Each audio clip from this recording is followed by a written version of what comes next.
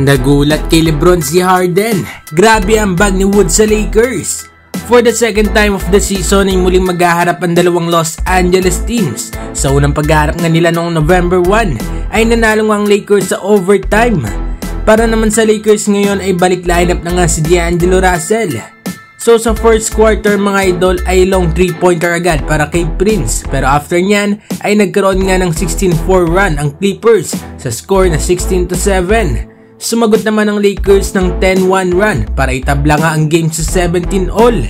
Natapos ang first quarter 24-19 lamang itong Clippers.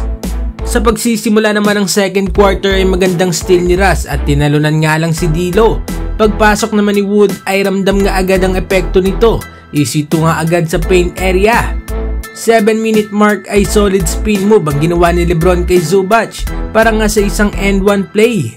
Last 32 seconds naman ay solid rebound ni LeBron at putback para ibaba nga sa apat ang lamang ng Clippers, 53-49. Sa third quarter naman mga idol, gandang simula ni LeBron James, dalawang end one play agad at ang isa pa nga dyan ay isang poster dunk kay Paul George. Nagulat nga mga idol itong si James Harden sa ginawa nga ng isang 39-year-old. 8-minute mark naman nakuha ng Lakers ang lamang 61-60 matapos nga ang 3-point shot ni Cam Reddish na agad din namang binawi ni Paul George sa kabila at last 2 minutes isang solid dunk naman para kay Christian Wood. Angat na nga sa limang lamang ng Lakers 77-73.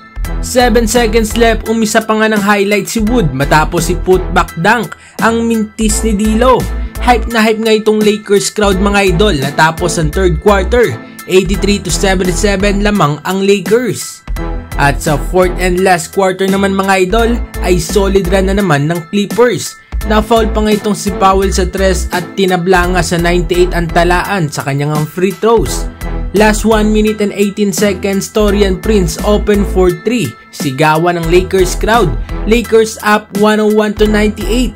Tinapos naman ni LeBron ang pag-asa ng Clippers sa isang hang time shot. Natapos nga ang game mga idol sa score na 106-103. Anong masasabi ninyo dito mga idol? Impressive ba ang panalo nitong Lakers? Magkomenta sa baba at ating babasahin yan. Huwag kakalimutan na mag-like, subscribe para sa iba pang balitang NBA. Maraming salamat po.